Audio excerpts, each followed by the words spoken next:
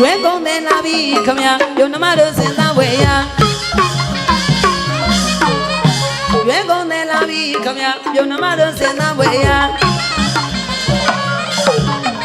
ဖုနာမကြီးတို့ရေရွယ်တယ်ကိုခေါ်လာငါမိုင်နည်းနည်းလျှော့ဖုနာမကြီးတို့ရေရွယ်တယ်ကိုခေါ်လာခေါ်ရင်လာမဲရွယ်တယ်ခေါ်ရင်လာမဲရွယ်တယ်ကြိုက်တာရွယ်ဝဲစေးတာမစေးနဲ့ကွယ်စေးတာမစေးနဲ့ကွယ်ကြိုက်တာရွယ်ဝဲစေးတာမစေးနဲ့ကွယ်စေးတာမစေးနဲ့ကွယ်ကျုပ်ကတော့လေအကောင်းဆုံးသပါအယောင်ကုန်ပြအမျက်ကြီးစားရမှာလဲအလွန်ရှက်တယ်ကျုပ်ကတော့လေအကောင်းဆုံးသပါအယောင်ကုန်ပြအမျက်ကြီးစားရမှာလဲအလွန်ရှက်တယ်ဓမ္မလားရောက်ရဲ့ချင်းမနဲ့လင်းမပင်မဒီတဲ့ဖြစ်လာမယ်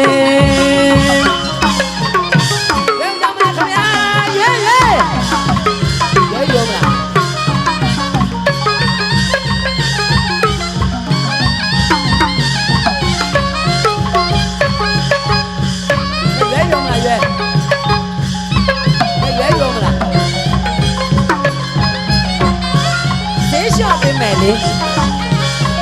没有么啦没有么啦哦没有没妈他妈你那想法他妈是呀干的哦没有有么啦圆啊有么啦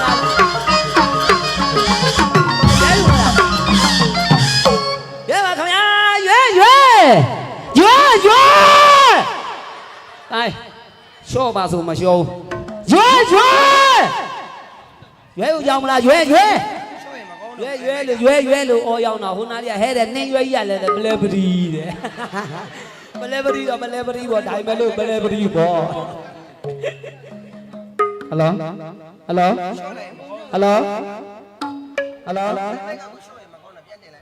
约吧，看没呀？约，湖南的个里的包家的，挖的。ဝါလဲပူလဲပြီးပြန်မေးခဏသိမ့်တယ်စကားပြောနေကွာအကုလျှော့ကွာအဲ့တော့ရွဲဟိုနားလေးကလေးသဘောကျတယ်ဝါလဲပူလဲဒါကြောင့်ချစ်စနိုးလေးနဲ့ခေါ်လိုက်မယ်ဟဲ့ဝဘူးကျုပ်ကတော့လေအပေါင်းဆုံးတစ်ပါးအယောင်ကုန်ပြအမျက်ကြီးစားရမှာလဲအလွန်ရှက်တယ်ဓမ္မလားရောက်ရဲ့ဖြစ်မနေအလင်းမပေးမှရွှေတတိဖြစ်လာမယ်ရှိကနေပြီးတော့ဘာလာလောက်တာတော့ရွေးပါခင်ဗျရွေးပါလို့ဒါလောက်အော်ရောက်တော့ဘာလာလောက်တာတော့ ਨੇ ရေခဲချောင်းရောက်တာဟေးဟောတာကတို့လူကြီးတွေအကုန်လုံးသိပါတယ်အလင်းငါကျော်စာရွှေမန်းဦးတင်မောင်ကြီးရဲ့ကံတော်တွန်ခဲ့တဲ့ရွေးကုန်တယ်ကံတော်တွန်ခဲ့တဲ့ရွေးကုန်တယ်မစကားတော့နားထောင်စုကြအဲ့လောက်ငမ်းမနေနဲ့အကောင်းပြောမလို့မင်းသားက1000ဘိုးလောက်ကိုတန်ချင်းမရှိဘူးမင်းတို့လူရှင်တော်တွေထွက်လာလိုက်ရင်ဟိုလိုလို့ဒီလိုလို့ပြိတ္တစီကနေဘာတွေလျှောက်ငါပြောနေတာဟိုသွားဘာတွေကြီးပြတယ်ငါတောင်းနေမှာမဟုတ်ဘူးငါရွဲတွေစင်စေးကျင်တို့ရွဲတွေစင်စေးကျင်တို့ဆိုတာထားလိုက်ပါဦးရွဲစင်နိုင်တယ်ဆိုတာရှေ့တုန်းကတထေးတွေမှာရွဲစင်နိုင်တာအဲ့မှာ1000ဘိုးခဏပြန်လာလို့ရတယ်ကျွန်တော်စုကြလာလို့ရှိရင်တခါတလေရည်ရင်တယ်ကျွန်တော်လူရှင်တော်စလို့ခါစားတော့ကိုကစုပေးရကြက်မရှိဘူးလေစုပေးရကြက်မရှိတော့နောက်ကအဖေလုပ်တဲ့လူကလည်းပါတော့စုကြလာတာကိုကြီးတောင်1000နဲ့ငါသားနဲ့စုပေးလိုက်တယ်ဆိုကိုကဘာစုပေးမှကြက်မရှိတော့ဘာပေးလို့ပေးရမှာမသိဘူးလေမသိတော့အဖေကလည်းနောက်ကဟိုစုပေးလိုက်ဆိုကိုလည်းပါဇက်တက်တွေအကောက်ပေးချတာအဖေကြောက်တော့ကျွန်တော်လာစုချတဲ့အကိုကြီးလို့ခုလို့စုချတဲ့အတွက်လို့ကောင်းရသူကတိလာပါစေလို့စုပေးပြန်တော့လို့မရလိုက်ပါဘူးဆိုကြောက်လိုက်တော့ အဲ့တော့ပတ်စံတော့ရသွားပြီဒါပေမဲ့တခုတော့ရှိပါသေးတယ် တခုရှိရင်ငါတစ်ဖက်လောက်ပေးဦးလေ တော့ကျိုးပြောတာခင်ဗျသူမြတ်တချင်းနဲ့လှုပ်မစားနဲ့ ဟာ အဲ့တော့သူမြတ်တချင်းနဲ့လှုပ်စားတာများလာပြီ ဟေ့ တချင်းဆိုတာမူပိုင်နဲ့လှုပ်မှသာလင်း မင်းနှိမ်လိုက်ရကွာ နှိမ့်တာမဟုတ်ဘူးဘာပဲလှုပ်လို့ကိုယ်မူပိုင်မဲ့လှုပ် ဟာမူးမိုင်းလုံးလို့မရောက်တာရှေးသမိုင်းဖော်ထုတ်တာပြုတ်ကတော့လေအကောင်းဆုံးတစ်ပါအယောင်ပုံပြအမျက်ကြီးစားရမှာလဲအလွန်ရှက်တယ်ဒါမှလားဒါမှလားဒါမှလားဒါမှလားရောက်ရဲ့ချစ်မနေအလင်းမပေးမှရွှေတတိဖြစ်လာမယ်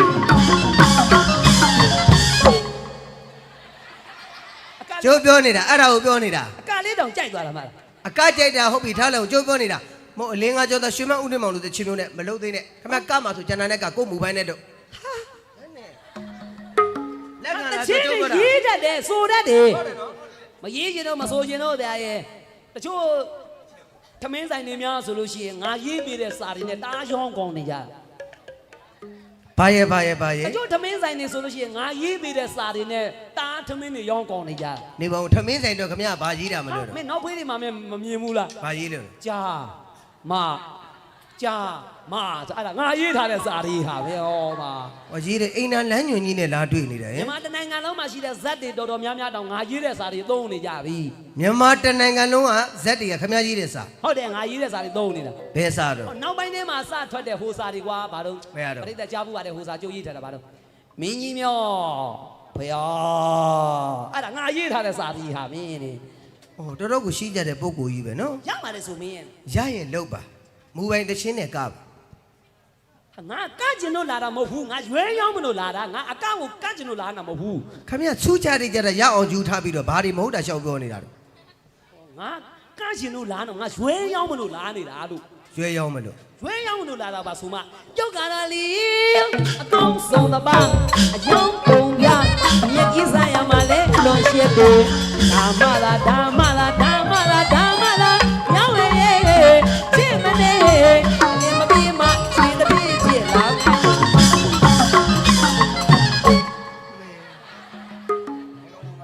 အကလေးသဘောကျလားအကလေးအကတော့ကိုကြီးထဲမှာဆိုလို့ရှိရင်မင်းတို့ကရင်တော့ဘလို့ကမလို့ဖိုးချစ်တို့စွမ်းစာနေတို့ကလို့ရှင်တော့ဒါမျိုးပေါ့ကွာဖိုးချစ်တို့ဆိုလို့ရှိရင်တော့သူကဒါမျိုးသူကရှင်းမင်းသားနဲ့ခုတ်ခင်မင်းသားနဲ့ကတော့မတူဘူးရှင်းတော့ကမင်းသားတွေကအတန်ဝိဇ္ဇာတွေလေရှင်းတော့ကဟိုမင်းသားဆိုလို့ရှိရင်မင်းဘယ်တော့ကောင်းထားတော့ ဘယ်မင်းသား ရွှေမန်းကြော်အောင်ဆိုအတန်ဘယ်တော့ကောင်းထားလဲတောင်တရံမြောင်ဆန်းရဲ့တဲ့ရခခွဲ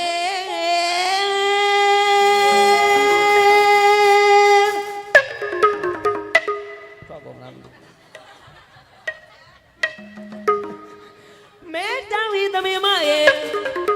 ကွယ်တောင်း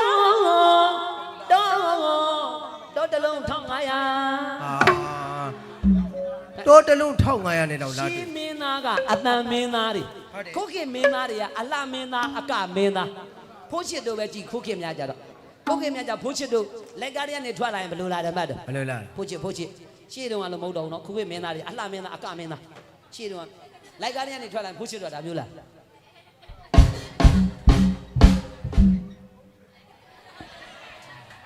ဖိုးချစ်စကားပြောရင်ဘယ်လိုစလာလဲမှတ်တယ်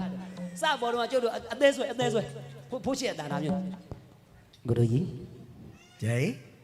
ဂရုကြီး ခင်ဗျကြီး ဒီဘက်ကကိုသိန်းစောလားဗျာ ဟုတ်ပါတယ်ချစ်ရဲ့ ဒီဘက်ကကိုသိန်းစောလားလေ ဟုတ်ပါတယ်ချစ်ရဲ့ ကျော်လာဒီမမများမလာကြဘူးလားဗျာ လှတာပေါ့ချစ်ရဲ့လှတာပေါ့ ဒါကြောင့်ချစ်ကနာမည်လေးပေးလိုက်ချင်နေ ဘလို့များပါလေချစ်ရဲ့ မော်ဒီမာလေ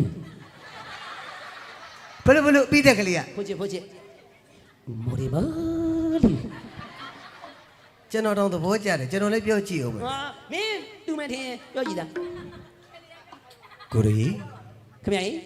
ဒီဘက်ကကောမလားဗျာ ချစ်ရဲ့ ရှေ့ကကြော့လာတယ်မမများမလားကြဘူးလားလို့ ဟိုမစိုးကြပါဘူး ကျွန်တော်ကဘာဆက်ပြောရမှာ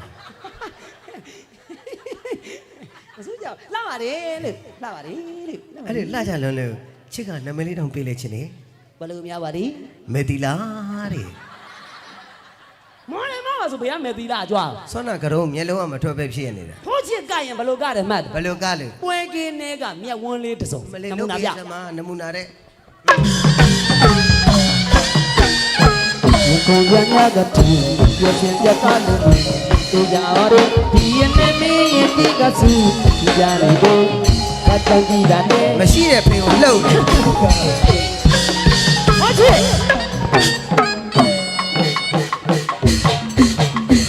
ဘိုးချီအက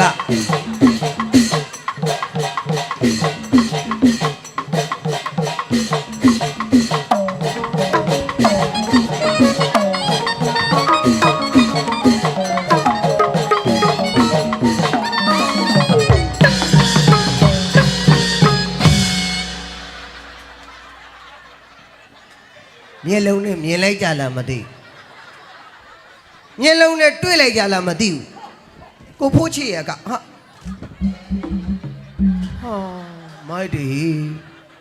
နောက်ပြန်လေးကြတယ်ဘယ်လိုသွားမလို့မလေးကွာမျက်လုံးလေးကောင်မထွက်ပါဘူး ဟဲ့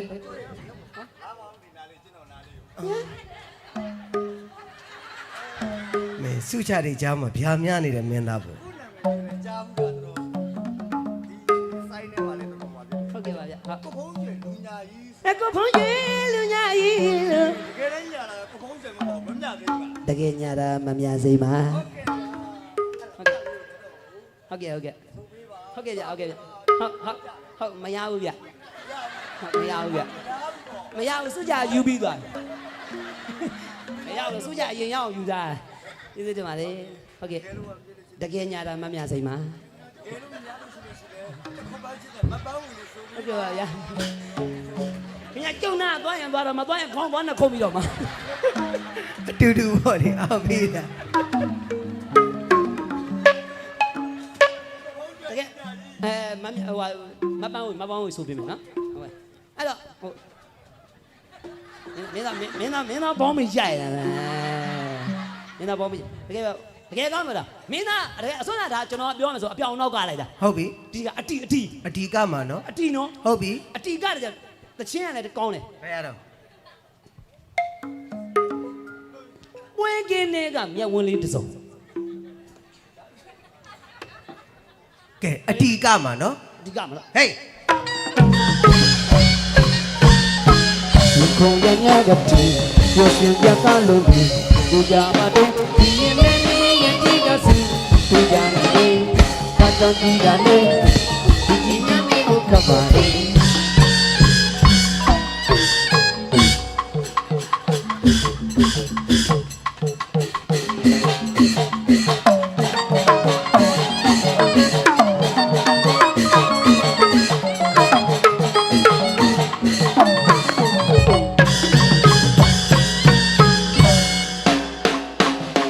စိတ်လို့ရင်ပြောပါဦးဤညောင်းညာတွေပြည်သွားမိတ်ကြောပြည်သည်တိတ်ကိုကြရန်ကိုကြတို့အလုံးပဲရိုင်းဘာတွေကြိုက်ပဲလို့နာနာထွရှဝါကိုလိမ့်လူသားလုံးကြောပြည်ဖို့ထွရှဝါကိုလိမ့်ညာတို့ထွရွှေဝါ ကျင်ညာတော့ထုံးရှူပါလက်ထဲကင်ထားတာကနဂနီရက်စာကြီး ရှိတာယူလာတာဇက်ကြောတွေတက်နေသလားခုတ်ကြောတွေတက်နေသလား ဇက်ကြောကိုကြောတူတူ နောက်ကြောတွေတက်နေသလား ရှေ့ကြောတွေတက်နေတယ် ရဲတင်းနဲ့ခုတ်ဖြတ်ပလိုက် နဂနီနဲ့လည်းပွတ်မရဘူးနဲ့ဟာ ဟာလေလားလို့ငါရှေးမင်းသားခုခေတ်မင်းသားခွဲပြတယ် ဟုတ်ပြီ ဒါကဖိုးချစ်စွမ်းစာနေရကြတော့ तू ကအလှမင်းသား तू ကနာမည်ကိုမော်ဒယ်မင်းသားလေးစွမ်း တကယ်ကောင်းပါမော်ဒယ်မင်းသားလေးစွမ်းတော့ကြတော့ဘလို့လာတယ်မှတ်တယ် ဘယ်လိုလာတာ မကတယ်လေကမာပဲကတယ်လေကမာပဲအဲ့ဒါကြောင့်တတကလိုက်ချင်တာကလေပွဲကင်းတွေကမြတ်ဝင်လေးတစ်စုံ ဘာဆိုင်လို့တော့ မဆိုင်ဆိုင်ငါအရာပဲရလား မကားတယ်လေကောက်မှာပဲပြောပြီးပွဲကင်းတဲ့ကမျက်လုံးလေးဆိုမင်းသားကြီးရတာတော့ စွမ်းသာနီးဟုတ်အဲ့ ကျွတ်တို့ရဲထေးကအယူလောက်တော့မှမသနာဘူးရေနော် ပြောင်းမင်း နာ တို့ နာနာမရှိဘူး ဥပမာပြောပြနေတာ ဟုတ်ပြီဟုတ်ပြီဟုတ်ပြီ စွမ်းသာနီးတော့じゃအလှမင်းသား ဘယ်လိုကပ် စီးသုံးချက်ဝါသုံးချက်ကိုခက်လေးလေးနဲ့ ဟုတ်ပြီ နာမင်းသား ဟုတ်ပြီ ရင်ခုန်ရညာကတူရရှင်ကြကလို့ငါဒီကြပါတော့ဒီရင်နဲ့မင်းရဲ့ဒီကဆူဘူကြနေတယ်ဘာကြောင့်ဒီတာလဲချီချီနာမင်းဘုကပါနာမင်းလား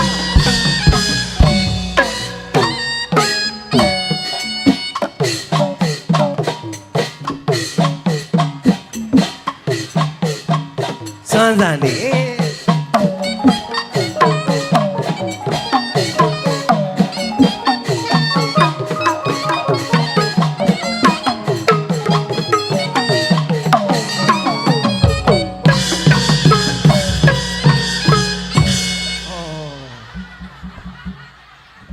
ကျော်တို့ကပြီးနေပြီဆရာ။အော်တယောက်တည်းကိုလိတ်ရှုပ်နေတာ။လောက်ပါဟေး။ဟေးသူ့ကိုပြန်ချပေးရတာတစ်ခေါက် Heidi Heidi Heidi Heidi Heidi Heidi Hi Hi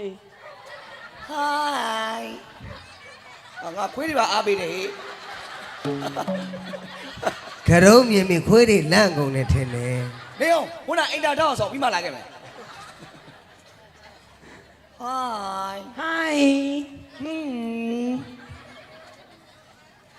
Oh Hi Hi ဟောဘာလို့ကျင်းတော့သမီးอ่ะ လင်းလို့ခြင်းလို့ ။ကရုံးကြီးနဲ့ဘာတွေလားပူစားနေတာ။နေပါဦး ကျွန်တော်ဒီကအထီဆိုတော့ အတီဆုံးဦးမှာဘယ်ရတော့ ဒီကကျွန်တော်ကိုယ်တိုင်ရေးထားတဲ့သချင်းလေးတစ်ပုဒ်ဆိုမယ်ပရိသတ်လည်းပရိသတ်အတွက်ပိတ်ဆက်တစ်ဖို့ပေါ့ပြောမယ်ဆိုကျွန်တော်ရွဲလာရောက်တာဗျာဒါပေမဲ့လို့ဒါပရိသတ်အတွက်အလင်းသင့်လို့မြစ်တာလက်ဆောင်ပရိသတ် ဟုတ်ပြီဟုတ်ပြီ ကျွန်တော်ကိုယ်တိုင်ရေးထားတဲ့မူပိုင်တီးလေးတွေကတစ်ပုဒ်ကျွန်တော်စိုးသွားခြင်းပါလေ ကြဘယ်ရတော့ပြော ပွဲခင်းတွေကမျက်ဝန်းလေးတစ်စုံဟာလည်းရတယ် ပွဲရင်းကမျက်လုံးလေးတစ်စုံနဲ့ ကိုရညာကပူ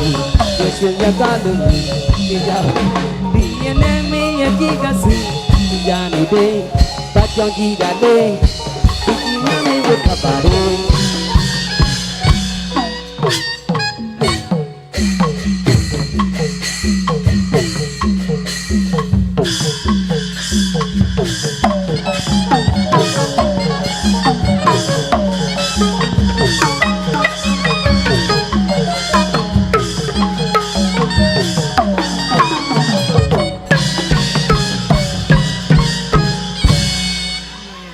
ကိုကိုကနိုင်ငံချမ်းမ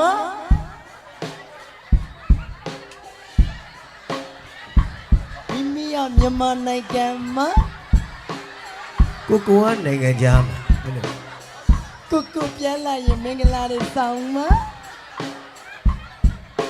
ရတာဟေးကိုကိုဒီကမျောနေတာ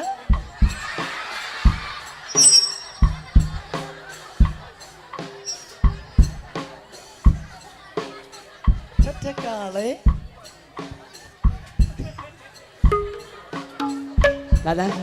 လာစမ်းဟုတ်ကမလာစမ်းဘာလာလို့တာပြန်ပြောစမ်း ကိုကိုကနိုင်ငံချမ်းမ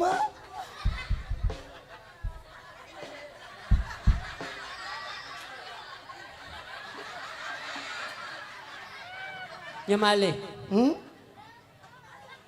ဟွာလေးတခုလောက်မေးချင်လို့ရလား မတိတာရှိရင်မေးဖြေမှာပေါ့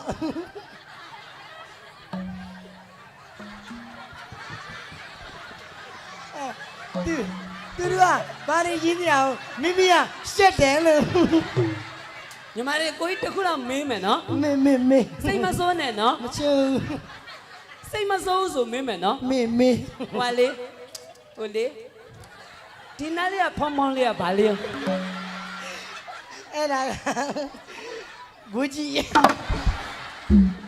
ကိုကိုကနိုင်ငံချမ်းမအဲ့ဒီကပေါ်ရောက် မဟုတ်တဖြည်းဖြည်းနဲ့ဟွာဖြစ်သွားတယ် တော်မနော်ကိုကိုတမီဟိုနာဆူချမလားလို့တော်မြူဆွဲလာ